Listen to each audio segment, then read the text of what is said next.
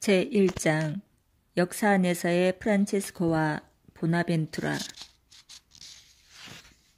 사실 계시의 포도주에 약간의 철학의 물을 섞는 것은 포도주를 물로 변화시키는 것이다. 이는 최악의 기적이다. 우리는 그리스도께서 물을 포도주로 변화시켰다고 읽지 그 반대로 읽지 않는다.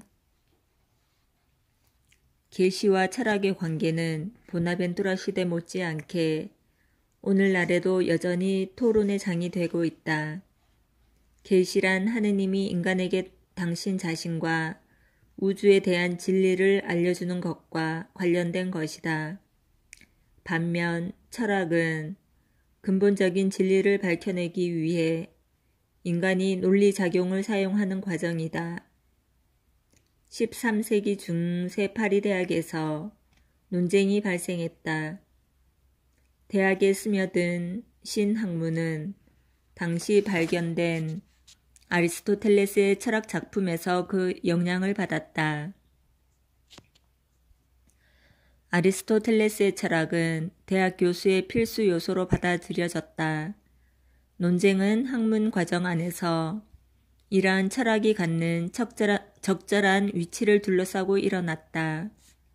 한편에서는 인간 이성이 단독으로 생각하도록 교회 전통 체계에서 해방될 수 있는 수단을 아리스토텔레스에게서 발견한 이들이 있었다. 예를 들어 계시와 철학을 분리한 시제 브라방은 비록 그것이 때때로 계시와 모순된다 하더라도 당연한 결론으로서 인간 이성을 따르고자 하는 철학자의 권리를 주장한다. 신앙은 해체할 수 없지만 그 개념은 이성의 분석 대상이 될 수 있다. 인간 이성의 자기 충족을 강조하는 아리스토텔레스의 철학은 이러한 해방을 유발한다. 신학과 종교적 전통이 아니라 철학이 새로운 세계를 위한 의제로 설정된다. 보나벤투라는 이와 반대되는 입장을 가진 학자들에 포함된다. 그에게 있어 대학 학문에서 철학을 신학에서 분리하는 것은 인간 이성의 위대함, 즉 신학의 주제인 신적 계시의 영향을 빼앗는 것이었다. 보나벤투라는 인간 삶의 성찰은 오직 인간 운명의 시초이자 성취로서의 하느님과의 연관성 안에서만 가능하다고 확신했다. 그는 이러한 맥락에서 벗어나 사유하는 것은 그것의 본질적인 활기, 오직 하느님 안에서만 발견할 수 있는 활기에서 생명을 빼앗는 것이라고 주장하였다. 이러한 보나벤투라의 입장은 단순히 학문적 성향 때문만은 아니었다. 13세기의 학문 세계가 아리스토텔레스에게서 큰 영향을 받았던 것처럼 종교적 세계와 사회적 세계 역시 철학자가 아니라 시니오 신비가요 성인이었던 한 사람, 프란체스코의 삶에서 크게 동요되었다. 보나벤투라는 파리에서 프란체스코가 세운 추도회에 입회하였을 정도로 프란체스코의 이야기에서 많은 영향을 받았다. 보나벤투라가 자신의 학문적 신념을 고수한 것은 프란체스코의 체험 때문이었다.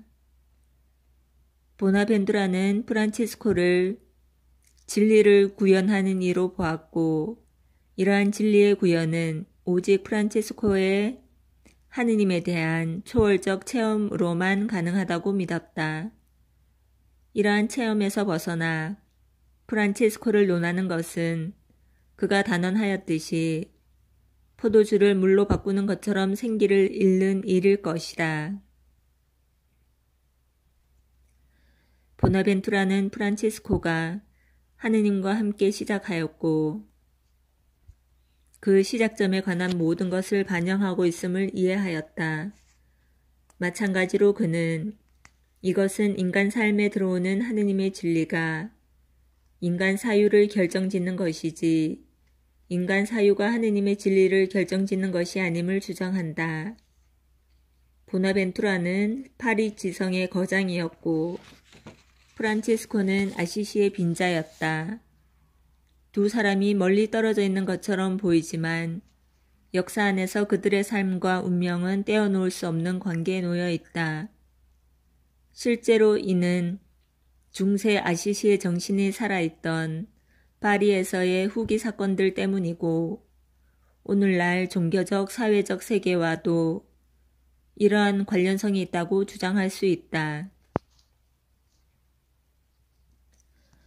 이 책에서는 독자에게 프란체스코의 생애와 종교적 천재성 그리고 보나벤투라의 작품들 안에서 발견되는 그 생애에 관한 신학적이고 철학적인 고찰을 소개하고자 한다. 또한 현대의 수많은 시급한 문제들을 다룰 때 이러한 중세 프란체스칸 체험에서 현대 세계가 많은 영감을 얻을 수 있음을 제안하고자 한다. 프란체스코, 아시시의 빈자. 프란체스코는 1182년 움브리아 지방 아시시에서 태어났다.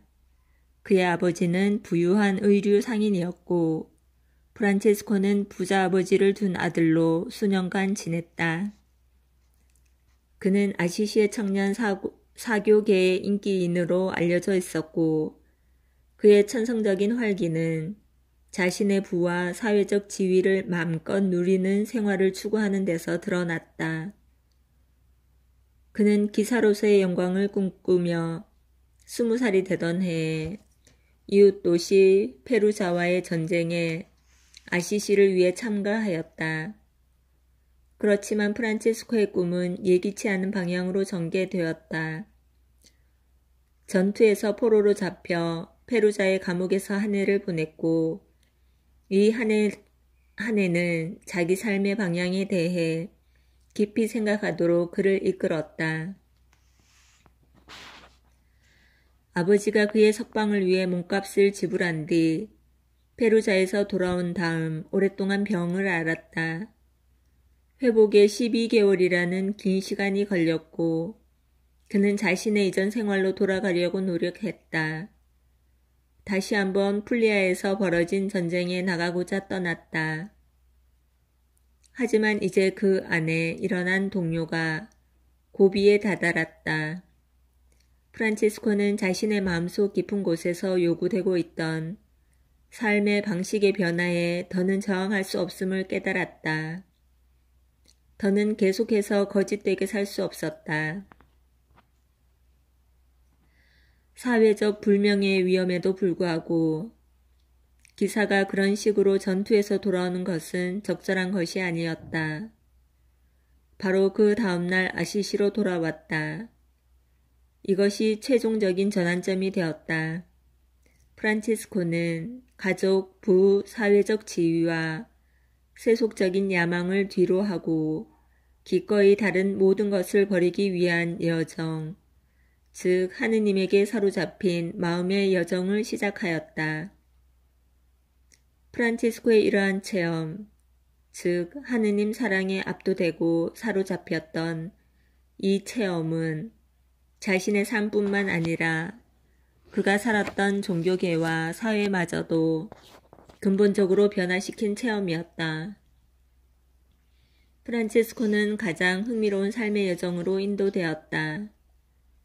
이전에 꺼리던 삶의 요소들을 받아들이고 심지어 그것을 사랑하도록 변화되었다. 이를 행함으로써 그는 참된 자유를 얻었다. 이는 그의 삶의 방향을 정하는 자유였다. 이는 그에게 철저한 가난을 사랑하는 것을 선택하게 하였다.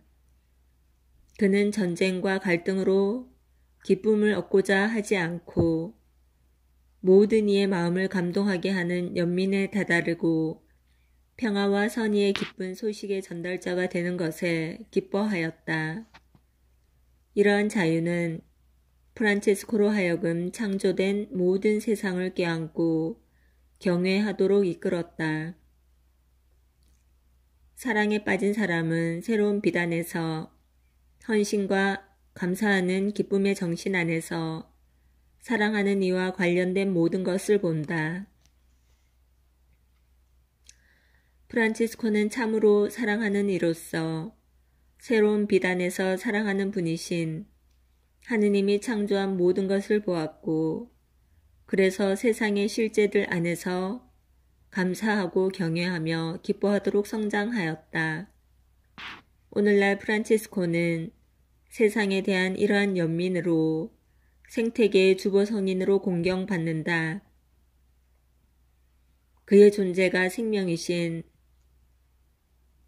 하느님의 품 안에 영원히 안겨있게 하는 흔들리지 않는 신념에서 비롯된 이 자유는 1226년 죽음을 앞두었을 때 프란치스코로 하여금 잠의 죽음이여 어서 오십시오 라고 말하도록 이끌었다. 프란치스코의 억제할 수 없는 매력은 이미 그의 생전에 급속히 그 수가 늘어나 결국 교회 안에서 하나의 수도회, 프란치스칸이라고 공인된 동료들을 모아들였다. 프란치스코는 후에 수도회원은 아니지만 그의 삶의 방식에 감도된 혼인한 이들과 다른 이들을 위해서 회칙을 작성하였다. 이들은 3회로 규정되었고 현재 제속 프란치스코 회로 알려져 있다. 오늘날 전 세계 수많은 남녀가 프란치스칸 공동체들 안에서 혼인한 부부로 혹은 미혼으로 살아가면서 프란치스코의 삶을 특정짓는 기쁨 충만한 자유로움을 얻고 알리는데 헌신하기 위하여 그들의 삶을 봉헌하고 있다. 이러한 프란치스코의 삶은 그가 베품 안에서 발견한 사랑하는 하느님을 위해 모든 것을 내어놓는 삶이었다. 프란치스코는 그가 누릴 수 있던 것 이상으로 헤아릴 수 없이 많은 것을 받았다. 보나벤투라, 파리의 대학자. 프란치스코가 선종했을 때 보나벤투라는 아직 유년기를 보내고 있었다. 보나벤투라는 1217년경 토스카나주에 있는 오르비에토 인근의 바뇨레지오에서 피단자의 요한이라는 이름으로 태어났다. 1235년경 그는 미래를 준비하기 위하여 위대한 중세 파리 대학에 인문학부 석사과정 학생으로 입학하였다.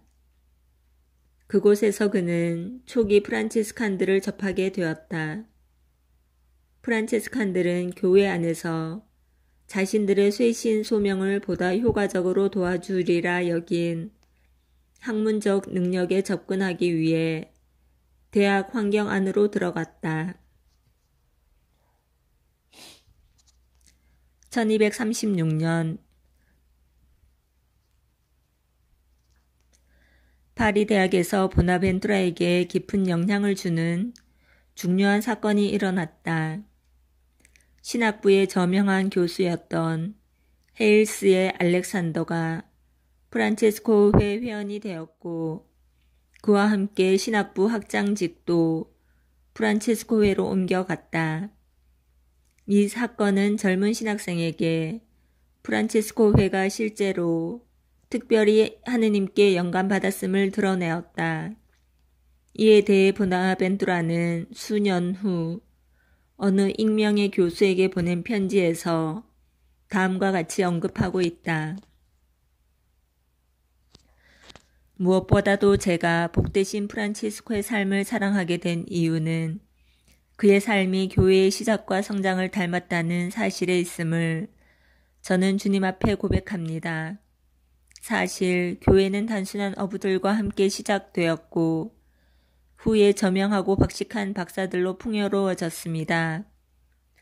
그러므로 당신은 복되신 프란치스코의 수도회가 하느님 친히 보여주셨듯이 인간적인 타산에 의해서가 아니라 그리스도에 의해 설립되었음을 이해할 수 있습니다. 그리고 그리스도의 사업은 실패하지 않고 끊임없이 더욱 번창하기 때문에 학자들이 다음과 같은 사도의 말씀에 주의를 기울여 단순한 이들의 공동체에 참여하는 것을 주저하지 않음으로써 이 사업을 완수하신 분은 하느님이십니다. 여러분 가운데 자기가 이 세상에서 지혜로운 사람이라고 생각하는 사람이 있으면 그가 지혜롭게 되기 위해서는 어리석은 이가 되어야 합니다. 보나벤투라는 얼마 지나지 않아 알렉산더의 선례를 따라 수도회에 입회하고 보나벤투라라는 이름을 사용하게 된다. 그의 학적인 능력은 인정되었고 헬스의 알렉산더 수하에서 나중에는 라루셸의 요한, 오도리갈디와 멜리톤의 윌리엄 아래에서 신학 공부를 계속하였다. 그가 신학 교수로 일하기 시작한 시기는 빠르면 1248년, 늦으면 1254년으로 추정된다.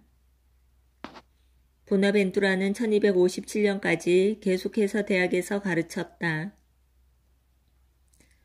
그의 보나벤투라는 교수직을 떠나 프란체스코 수도회의 7번째 총장으로 봉사하도록 불림받았다. 1273년 보나벤투라는 그레고리오 10세에 의해 알바노의 주교 추기경에 서임되었고 리옹 공의회에 참석하던 중 1274년 7월 15일에 선종하였다. 파리에서 지내는 동안 보나벤투라는 신학과 관련된 많은 학술 작품을 집필하였다. 이 작품 중 일부는 뒤에서 살펴볼 것이다. 총장으로 선출된 이후 그의 주요 작품들은 더욱더 깊게 수도회의 본성에 다가선 것들이었다. 그의 작품 가운데 하느님께 나아가는 정신의 여정에서 그 예를 가장 많이 볼 수 있다.